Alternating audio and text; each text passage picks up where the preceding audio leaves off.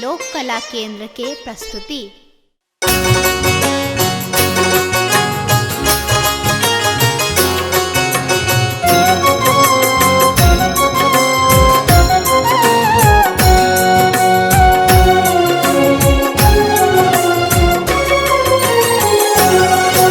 करूं स्वागत सब मिलकर, करूं स्वागत सब मिलकर, एली मैया जी आंगन में करब दर्शन जुरैत नयन, एली मैया जी आंगन में करूं स्वागत सब मिलकर, एली मैया जी आंगन में।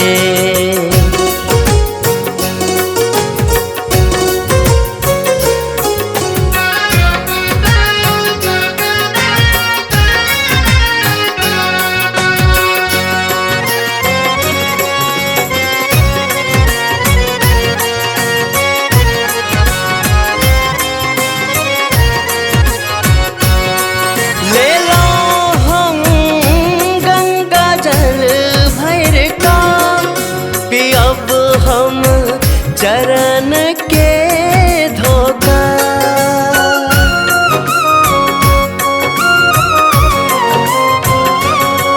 ले लो हम गंगा जल भर का, पियब हम चरण के धोखा, पियब हम चरण के धोखा।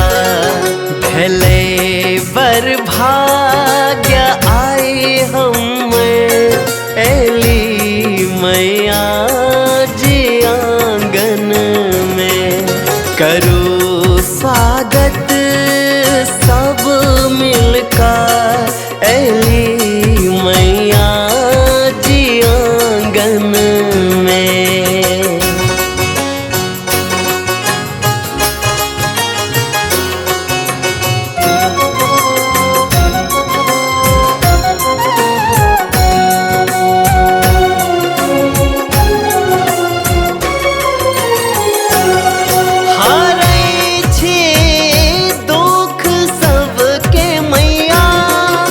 शरण जे आहा के आवे,